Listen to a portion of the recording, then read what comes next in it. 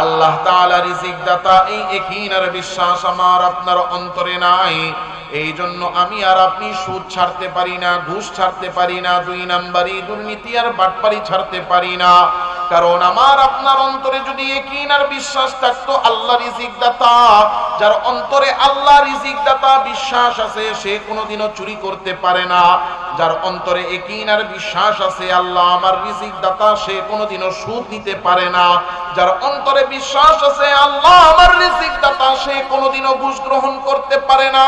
কারণ আমার আল্লাহ তাআলা ঘুষ, চুরি, বাটপারি, সুদ, দুই নাম্বারি ছাড়াও বান্দাকে রিজিক দিতে পারেন কি পারেন না?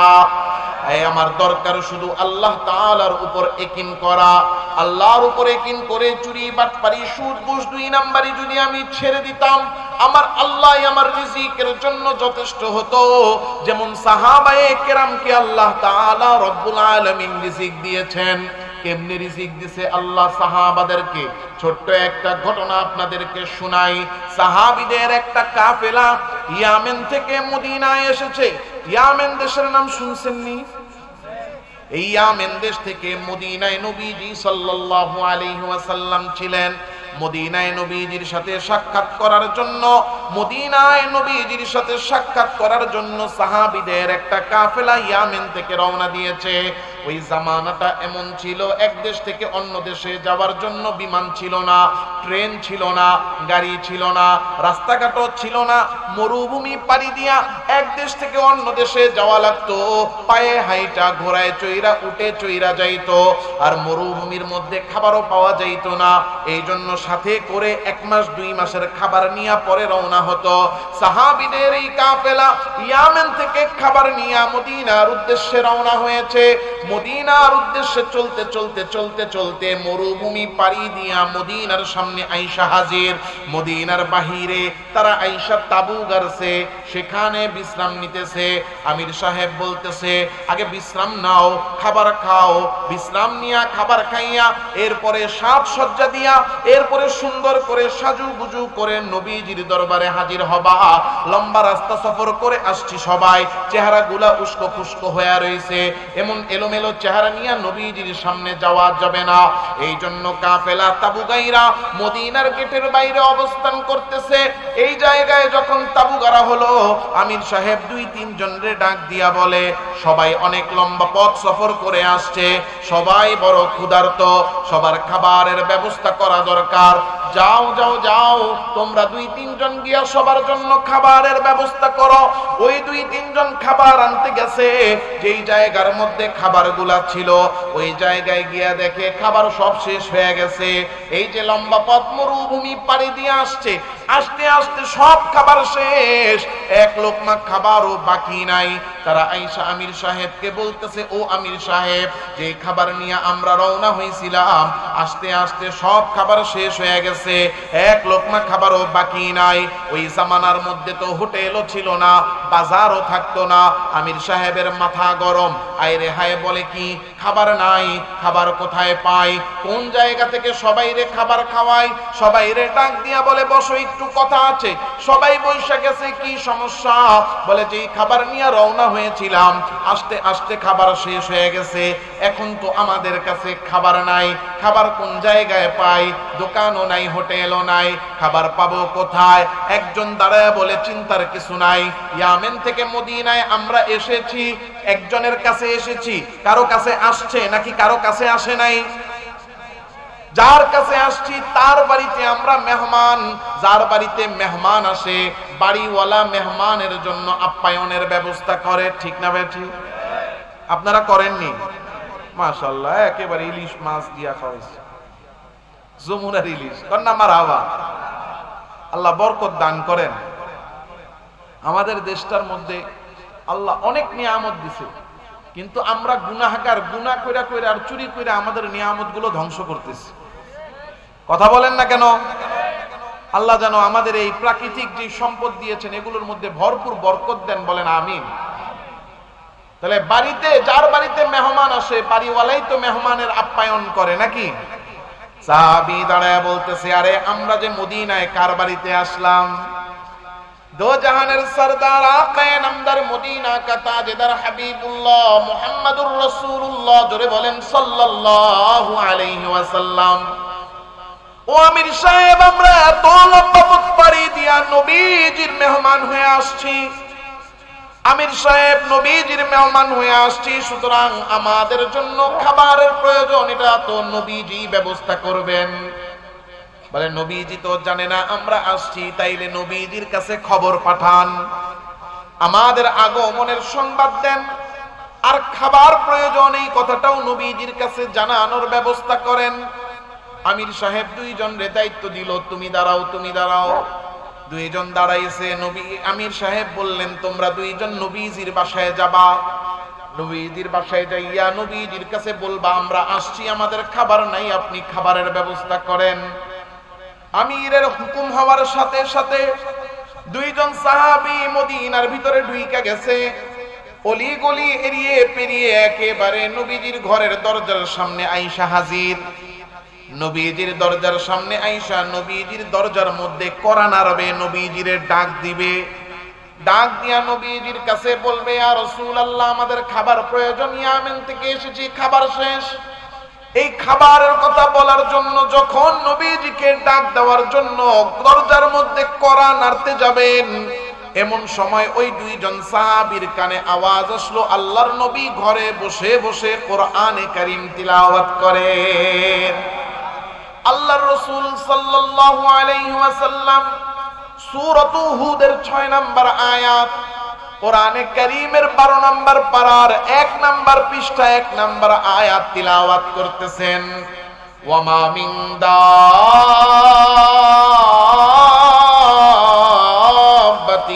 ফিল আরদ ইল্লা আলাল্লাহি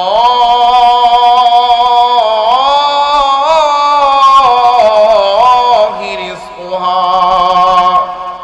সাহাবী দুইজন বাহির থেকে শুনতেছেন, আল্লাহ তাআলা নিজে বলতেছেন, এই জমিনের মধ্যে যত প্রাণী আছে, চাই তারা আকাশের উড়ন্ত পাখি হোক, কিংবা পানির নিচের ডুবন্ত মাছ হোক, কিংবা তারা বনের হিংস্র বাঘ সিংহ হোক, কিংবা আশরাফুল মাখলুকাত মানুষ হোক না কেন, জমিনে যত প্রাণী আছে সমস্ত প্রাণীকে রিজিক দেওয়ার দায়িত্ব, জোরে বলেন, কার হাতে? রিজিক দেওয়ার দায়িত্ব যে আল্লাহর হাতে। এই রিজিক দেওয়ার দায়িত্ব কি আল্লাহকে কেউ দিছে নাকি? আল্লাহকে দায়িত্ব দেওয়া যায়? আল্লাহ তাআলাকে তো দায়িত্ব দেওয়া যায় না, বরং স্বয়ং আল্লাহ দয়া করে দায়িত্ব নিয়েছেন। আল্লাহও দায়িত্ব নিয়েছেন, আবার আমাদের নেতারাও দায়িত্ব নেয়। কথা কন না কে? রাগ করবেন নি? দৌড়ানি দিবেন না তো কেউ? আগের থেকে কয়ে রাখি, দৌড়ানি দিয়েন না। আমগো নেতারা কেমনে দায়িত্ব নেয় যে পাবলিকের ভোট লাগে না, নিজেরা নিজেরা রাতের বেলা ভোট কইরা বাস নিজেরা নিজেরা চেয়ারে বসে যায়। কথা কন না কেন? আমগো নেতারা দায়িত্ব নেয় খাওয়ার জন্য, আর আল্লাহ দায়িত্ব নিয়েছেন খাওয়ানোর জন্য। সুবহানাল্লাহ। কথা কি ঠিক? আল্লাহ তাআলা দায়িত্ব নিয়েছেন খাওয়ানোর জন্য। ওয়ামা মিন দাব্বাতিন ফিল আরদি ইল্লা আলাল্লাহি রিজকুহা। জমিনে যত প্রাণী আছে সব প্রাণীকে রিজিক দেওয়ার দায়িত্ব আল্লাহ তাআলা রব্বুল আলামিনের হাতে। আর এই দায়িত্ব তো আল্লাহকে কেউ দেয় নাই, বরং স্বয়ং আল্লাহ নিজে এই দায়িত্ব নিয়েছেন। এই আয়াত শোনার সাথে সাথে সাহাবী দুইজন চিন্তা করলেন, রিজিক দেওয়ার দায়িত্ব আল্লাহ তাআলা নিজে নিয়েছেন, আমাদের রিজিকের প্রয়োজন আল্লাহর জানা আছে না নাই? আল্লাহ যেহেতু জানেন, তাইলে আল্লাহই তো রিজিক দিবেন, আমরা নবীর কাছে কেন রিজিক চাইবো? নবীর তো রিজিক দেওয়ার দায়িত্ব না। সুবহানাল্লাহ। সাহাবী দুইজনের অন্তরের মধ্যে পাড়ি দেওয়ার সাথে সাথে আল্লাহর নবীর দরজায় আর পড়া ধরলেন না, হাত নামায়া ফেললেন। দুজন আল্লাহর নবীর দরজা থেকে চুপচাপ ফেরত চলে আসলেন। আয়েশা কাফেলার মধ্যে দুইজন দুই কোণায় চুপে চাপে বসে গেলেন। বসে বসে আল্লাহকে ডাক দিয়া বলেন, আল্লাহ, আপনি রিজিক দাতা, আপনি আমাদের জন্য রিজিকের ব্যবস্থা করেন। কিছুক্ষণ পরে একজন বলে, দেখো মদিনার ভিতর থেকে কে যেন আসতেছে। তাকে দেখে মদিনার ভিতর থেকে দুইজন লোক হেঁটে হেঁটে আসতেছে। সামনে যখন আসলো দেখা গেল একজনের হাতে একটা পাত্র, ওই পাত্রের মধ্যে রুটি বানানো থরে থরে সাজানো, আর একজনের হাতে একটা পাত্র, ওই পাত্রের মধ্যে গোশত ভুনা দিয়া ভরপুর। তারা বলতেছে আপনারা ইয়ামেন থেকে আসছেন? বলে হ্যাঁ। আপনাদের খাবার প্রয়োজন? হ্যাঁ। নেন আপনাদের খাবার। খাবার নিয়ে দস্তর বিছাইয়া খানা খাইতে বসে গেছে। এত মজার খাবার জীবনেও খায় নাই। যার কিনা 2টা রুটি খাওয়ার অভ্যাস সে 3টা খায়, যার 3টার অভ্যাস সে 4টা খায়। সবাই খানা খাইতেছে, খাইতে খাইতে সবার পেট ভরে খানা খাওয়া শেষ। খাওয়া শেষ হয়েছে কিন্তু খাবার শেষ হয় নাই, খাবার বাকি আছে। সুবহানাল্লাহ। এখন সবাই পরামর্শে বসে গেছে বেঁচে যাওয়া খাবার কি করব। আমি আর আপনি যদি হইতাম তাইলে কইতাম রাতের জন্য রেখে দাও। কথা কয় না? কইতাম না? খালি জমাও, খালি জমাও, খালি জমাও। জমাইন্য অভ্যাস আছে না নাই? জমানের অভ্যাস এত বেশি যে দেশে জমাই না, দেশের টাকা চুরি করে বিদেশে নিয়ে জমায়। কি কথা কয় না? রাগ করতেছেন মনে হয়? মিথ্যা কইছি? দেশের টাকা বিদেশে পাচার করে চোরার ঘরের চোরারা জমায় না? এই যে লেখা, ওই দিন দেখলাম পত্রিকায় আসছে 92 না 93 বিলিয়ন ডলার চুরি করছে। এই যে একটা পদ্মা সেতু হয়েছে, যেই টাকা চুরি করছে চোরার ঘরের চোরারা, ওই টাকা দিয়ে 32টা পদ্মা সেতু বানানো যেত। এক চোরা একা 2 লক্ষ কোটি টাকা চুরি করছে। ও যে চুরি করছে ওরে যদি আইনা বসায় এখন 2 লক্ষ কোটিতে কয়টা শূন্য, ও তো পারবেই না। ওর বাবারে যদি কবর থেকে উঠে আনেন তাও বলতে পারবে না 2 লক্ষ কোটিতে কয়টা শূন্য হয়। কথা কন না কেন? এগুলা তো বড় বড়, ছোট ছোট চুনোপুটি ছাত্র নেতা ফরিদপুরের 2000 কোটি টাকা চুরি করছে। 2000 কোটি টাকা যদি 1000 টাকার বান্ডিল বানায় একটা টেবিলে রাখবেন, রাইখা বলবেন তুই যে 2000 কোটি টাকা চুরি করছস, তোর 14 গোষ্ঠী নিয়ে বইয়া খায়া শেষ কর, শেষ করতে পারবে? এরপরও আমাদের কি হয় না, মনের ভয় কাটে না যে সামনের বেলায় কি খাবো। এই ভয় আমাদের অন্তরের মধ্যে। আরো লাগবে, আরো লাগবে, আরো লাগবে, আরো জমাও, আরো চুরি করো। ব্রেক লাগে না। সুদখোর সুদ খাইতেছে, সুদ খাইতেছে, খাইতেছে, থামে আর না, মরা পর্যন্ত সুদের উপরে থাকে। কারণ কি? কারণ মনে করে বন্ধ করলেই মনে হয় না খেয়া থাকবো। কথা কন না কেন?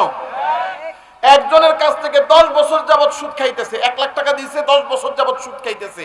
ওই বেচারা বাড়ি বিক্রি করে দিয়ে দিছে, এরপরও সে পাও না। কথা কন না কেন? এরকম ঘটনা আমাদের দেশে নাই? পেট ভরেই না। কারণ কি? কারণ আমরা একিন ঢুকাইছি মালের উপরে, অথচ মাল বান্দাকে রিজিক দেয় না। রিজিক দেয় কে? মাল যে মানুষকে রিজিক দিতে পারে না, প্রমাণ আর কত দরকার। 37 লক্ষ কোটি টাকা না, 37,000 কোটি টাকা চুরি করছে এক চোরায়। এই চোরায় পালানোর জন্য দাড়ি কাটছে, চুলের মধ্যে কলপ লাগাইছে, সাদা পাঞ্জাবি খুইলা গেঞ্জি আর পায়জামা খুইলা লুঙ্গি লাগাইছে। পালাইতে পারছে? কথা কন। তাহলে এই যে কামাইলো, ও কামানোর সময় মনে মনে ভাবছে আরো লাগবে, আরো লাগবে, আরো লাগবে। খাইতে পারতেছে? আরেক চোরারা যে চুরি করছে, কত বড় শিক্ষা নাই আমাদের। আল্লাহটা আমাকে আপনাকে মাটি থেকে দিয়েছেন কে? আল্লাহ তাআলা। কিভাবে? খাবার খাইতে বসছেন, দেখবেন এই খাবারটা খাইতে বইসা ভাত নিয়ে বসছেন। সহজে বুঝেন, পৃথিবীতে মানুষ যত খাবার খায় এই খাবারগুলো 3 জায়গা থেকে আসে। কয় জায়গা থেকে? কথা কয় না। মাইকটা মনে হয় চেষ্টা করছে অনেক ভালো করতে, কিন্তু কেন যেন কথা বলতেছি আর মাথায় এসে বাড়ি লাগতেছে, ব্যথা পাইতেছি। আসলে যারা মাইকের কাজ করে তারা চেষ্টা করে ভালো করতে, সবসময় আসলে হয় না। এটা হাতের কাজ, 19-20 হয়। আল্লাহ তাআলা যেন ওনারা কাজ করেন, যেন সুন্দরভাবে মাইক সেটিং সব জায়গায় দিতে পারেন। বলেন আমিন। ওনারাও কষ্ট করে, কেউ দুনিয়াতে খারাপ করতে চায় না। তো আমি আর আপনি পৃথিবীতে যত খাবার খাই, এই খাবারগুলো 3 জায়গা থেকে আসে। বলেন কয় জায়গা? 1 নাম্বার, সেই খাবারগুলো হয় সরাসরি মাটি থেকে। যেমন ভাত, তরকারি, সবজি, ফল, ফসল, এগুলো কোথা থেকে? মাটি থেকে। 2 নাম্বার, খাবার যা খাই সেগুলো আসে প্রাণী থেকে, যেমন দুধ, ডিম, গোশত, এগুলো মাটিতে হয় না প্রাণীর শরীরে হয়? মুরগি ডিম পারে, গাই দুধ দেয়, গরু গোশত, গরুর থেকে গোশত পাই। 3 নাম্বার হলো যেই খাবার খাই, তৃতীয় প্রকার হলো এই পানি। 3 নাম্বার কি? তাহলে মাটি, প্রাণী আর পানি, এই 3 জায়গা থেকে আমরা সব খাবার পাই। আবার এই 3ও জিনিস মাটি থেকে আসে। কিভাবে? মুরগি যে ডিম দেয় কিছু খেয়ে দেয় না না খেয়ে দেয়? কথা বলেন না। গাই যে দুধ দেয় কিছু খাইয়া দেয় না না খাইয়া দেয়? কি খায়? ঘাস খায়, লতা পাতা খায়, আদার খায়, খের খায়, ভুসি খায়, এগুলো সব কোন জায়গা থেকে? হ্যাঁ, তাইলে প্রাণীর যেই খাবার সেই খাবারগুলো মাটি থেকে। 3 নম্বরে আসেন পানি। নদী, নালা, পুকুর, সমুদ্র যা আছে, ঝর্ণা, সব কোন জায়গায়? মাটির ভিতরে। ডিপকল, টিউবওয়েল, সাবমার্সিবল যা বসাই সব কোথায়? তাহলে পানিটারেও মাটির ভিতরে। প্রাণীও আমাদেরকে রিজিক দেয় মাটি থেকে। আর অন্যান্য ফসল, ফল, শাক সবজি যা আছে সব কোন জায়গা থেকে? তাহলে সমস্ত মাখলুকাত যত খাবার খায়, এই খাবারের খাজানা, রিজিকের ভান্ডার কোথায়? কথা কয় না। এই মাটিকে আমার আপনার জন্য রিজিকের ভান্ডার আর খাজানা বানাইছেন কে? জোরে বলেন কে? আল্লাহ তাআলা রব্বুল আলামিন আমার আপনার জন্য এই জমিনকে রিজিকের খাজানা বানাইয়া আমারে আপনারে হুকুম করতেছেন। আল্লাহ তাআলা ডাক দিয়া বলেন, ইয়া আইয়ুহান নাস,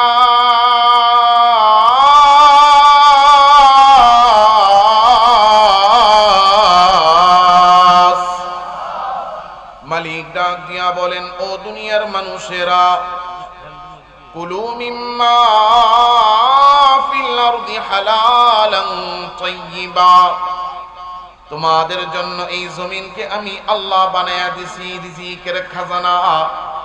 সুতরাং তোমাদের সমস্ত রিজিক এই জমিন থেকে বের হয়। আর জমিন থেকে যেই রিজিক নির্গত হয়, আমার বান্দারা এই রিজিক তোমরা ভক্ষণ করবা। কারণ এই রিজিক মানুষকে খাওয়ার জন্য মাটিতে দান করেছেন কে? জোরে কন্যা কে? আল্লাহ তাআলা রব্বুল আলামিন মাটিকে রিজিকের খাজানা বানাইয়া আমাকে আপনাকে হুকুম করতেছেন, বান্দা এই জমিন থেকে নির্গত হওয়া রিজিক গুলা তোমরা ভক্ষণ করবা। তবে একটা কথা মনে রাখবা, মাটি থেকে যেই রিজিক বের হয়, এই রিজিক গুলোর মধ্যে আমি আল্লাহ 2টা ভাগ করে দিয়েছি, 2টা প্রকার করে দিয়েছি, 2টা অংশ করে দিয়েছি। এক প্রকার রিজিক আর খাদ্য হলো এমন যেগুলো খাওয়া তোমাদের জন্য নিষিদ্ধ করেছি। আরেক প্রকার খাদ্য এমন যেগুলো খাওয়া তোমাদের জন্য আমি আল্লাহ বৈধ করেছি। যেগুলা বৈধ করেছি, জায়েজ করেছি, খাওয়ার আদেশ দিয়েছি, ওই খাবারগুলোর নাম হলো হালাল। যেই খাবারগুলা নিষিদ্ধ করেছি সেই খাবারগুলো তোমাদের জন্য, ওইগুলার নাম হলো হারাম। ও বান্দারা, দুনিয়ার মধ্যে হালাল খাবার তোমরা খাইবা আর হারাম খাওয়া থেকে বিরত থাকবা। রিজিকের খাজানা জমিনে দিয়া, সেই রিজিক ভক্ষণের আদেশ দিয়া, রিজিকের মধ্যে 2টা ভাগ কইরা হালাল খাওয়ার আদেশ করে হারাম খাইতে আমারে আপনারে নিষেধ করেছেন কে? আল্লাহ হালাল খাওয়ার আদেশ করেছেন, হারাম খাইতে নিষেধ করেছেন। এখন বলেন তো মুসলমান, এই দেশের কোন মুসলমান তো হারাম খায় না? হারাম খায়? এটা আরেকটু কমায় দেন। হ্যাঁ কমান, বাস হইছে, চলবো চলবো চলবো চলবো চলবো চলবো, আর ধরেন না। হালাল খাওয়ার আদেশ করে হারাম খাইতে নিষেধ করছেন কে? আল্লাহ যে হারাম খাইতে নিষেধ করছেন, এই কারণে আমাদের বাংলাদেশের কেউ হারাম খায় না। খায় নাকি খায় না? খায়। হারাম যে খায়, খাবে না তো দূরের কথা, খাচ্ছে যে কোনটা হালাল আর কোনটা হারাম এটাও বাঙালি জানে না। কথা বলেন, হালাল কোনটা হারাম কোনটা এটাও তো আমরা জানি না, খাচ্ছি। আর খাওয়ার সময় যদি বলা হয়, ভাই এটা খান কেন? কয় সমস্যা কি? এটা তো হারাম না। কয় জানি না তো। খাচ্ছেন এটা হারাম? কয় জানি না। কয় কি কয় না? আপনাদের খারাপ লাগতেছে? তাহলে হারাম থেকে বাঁচতে হলে তো আগে চিনতে হবে কোনটা হালাল আর কোনটা হারাম। কথা কি বুঝতেছেন? এখন হালাল কোনটা আর হারাম কোনটা? আসেন, হারাম থেকে বাঁচতে হলে হারাম যে চিনতে হবে, এই হারামের পরিচয় আপনাদেরকে দিই। পৃথিবীতে যত হারাম আছে এই সব হারামগুলো তিন প্রকার। কয় প্রকার? এখান থেকে মূল কথাগুলো শুরু। যদি মনোযোগ দিয়ে শুনেন ইনশাআল্লাহ কাজে আসবে। আল্লাহ যে হারাম খাইতে নিষেধ করছেন, এই হারামগুলো কত প্রকার? কথা কয় না। তিন প্রকার। এক নাম্বার হলো এমন খাদ্য যেই জিনিসগুলাই হারাম। এক নাম্বার কি? জিনিসগুলাই হারাম, জিনিসটাই হারাম। এক নাম্বার কি? কোন জিনিসটাই হারাম। কি হারাম? জিনিসটাই হারাম। যেমন আল্লাহ তাআলা কোরআনে কারীমে বলছেন, ইন্নামা হাররামা আলাইকুমুল মাইতাতা ওয়াদ-দামা ওয়া লাহমাল খিনজির।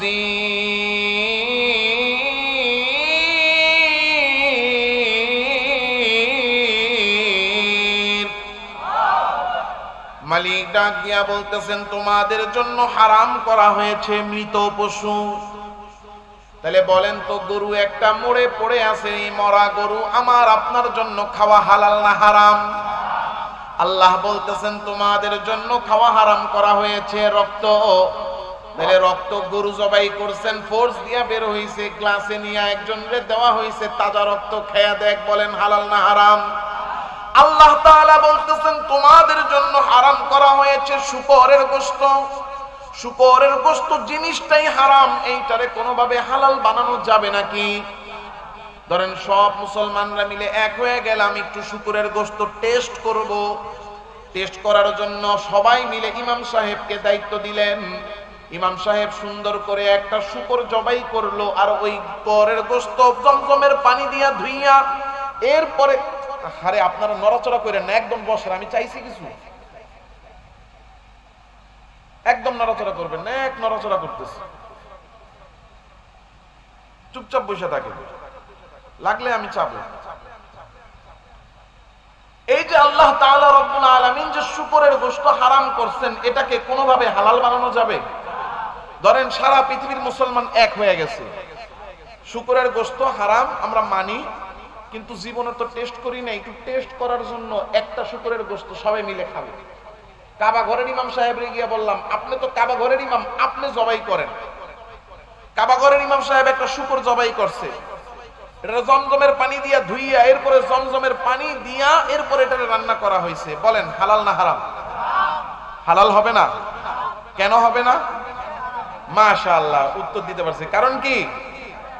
জিনিসটাই পায়খানা, জিনিসটাই পেশাব, জিনিসটাই মদ, জিনিসটাই। তাহলে হারামের প্রথম প্রকার হলো এমন জিনিস যেই জিনিসটাই হারাম, ওইটারে কখনো কোনোভাবে হালাল বানানোর উপায়। তাহলে প্রথম প্রকারের হারাম হলো এমন হারাম যেই জিনিসটাই হারাম। এবার আসেন দ্বিতীয় প্রকারের হারাম, এমন জিনিস যেই জিনিসটা হালাল কিন্তু পদ্ধতির কারণে হারাম। জিনিসটা হালাল, কি কারণে হারাম? এটা কেমন বুঝেন? গরু খাওয়া মুসলমানের জন্য হালাল না হারাম? ছাগল খাওয়া মুসলমানের জন্য হালাল না হারাম? মুরগি খাওয়া মুসলমানের জন্য হালাল না হারাম? এখন ছাগল খাওয়া হালাল, গরু খাওয়া হালাল, মুরগি খাওয়া হালাল। ধরে নেন আপনার বাড়ির পাশে একজন হিন্দু থাকে, বোঝানোর জন্য উদাহরণ, এই হিন্দু ভাই অনুষ্ঠানের সময় গরু জবাই করছে। তারা তো গরু খায় না, তো গরু না, তারা ছাগল জবাই করছে, যেটারা বলে বলি দেওয়া।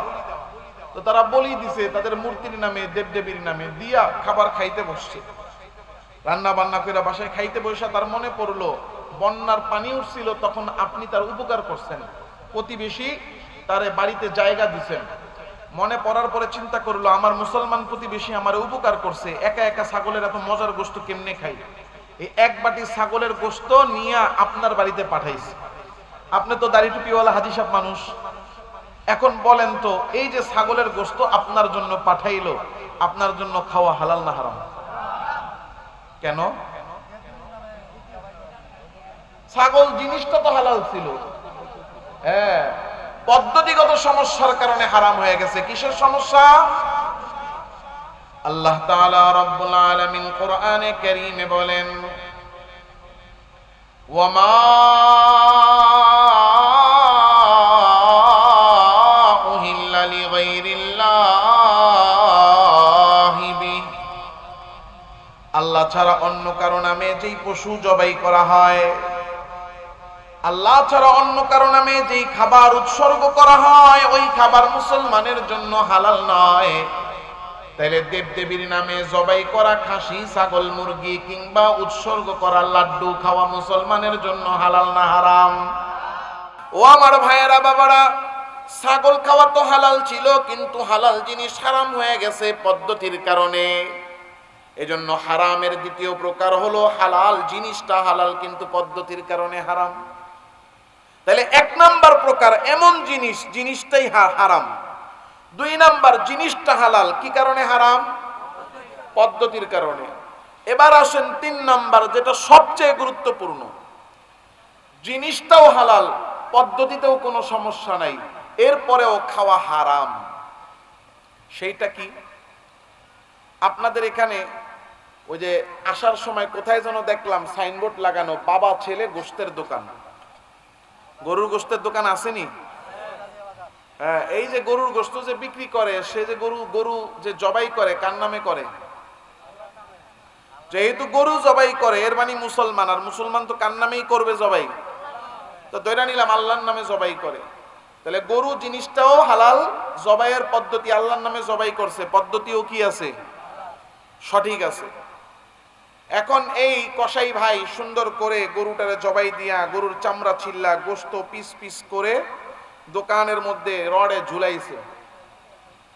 এখন ঢাকাতে চাকরি করে, ওই যে একজন বলল নারায়ণগঞ্জ চাকরি করে, সে বাড়িতে ছুটিতে আসছে, আইসাই বাজারে গিয়া দেখে এই চাকরিজীবী ভাই বাড়িতে ছুটিতে আসছে, বাজারে গিয়া দেখতেছে গরু জবাই হয়েছে। তিনি গিয়া 2 কেজি গোশত কিনে আইনা পরিবার সহ রান্না বান্না করে খাইছে। বলেন হালাল না হারাম? চুপ হয়ে গেছে। হালাল না হারাম? হালাল। আপনাদের গ্রামের একজন ঢাকা শহরে ব্যবসা করে, উনিও ফাঁকে ফুকে বাড়িতে আসে, তো বাড়িতে আসছে ব্যবসায়ী ভাই, উনিও বাজারে গিয়া দেখে গরু জবাই হয়েছে, উনিও ওখান থেকে গোশত কিনে আইনা রান্না বান্না করে পরিবার সহ খাইছে। হালাল না হারাম? একজনের ছেলে থাকে বিদেশ, সৌদি আরব, ওমান, কাতার, কুয়েত, দুবাই, বেতন পায়, এই যে এখন মাসের শুরু টাকা পাঠাইছে। এই প্রবাসীর বাবা সে গিয়া এই বেতনের টাকা, প্রবাসীর টাকা দিয়ে সে গিয়ে কি করছে, ওই বাজার থেকে গোশত কিনে আইনা, এই একই দোকানের একই গরুর গোশত আইনা কিনা রান্না বান্না করে খাইছে। হালাল না হারাম?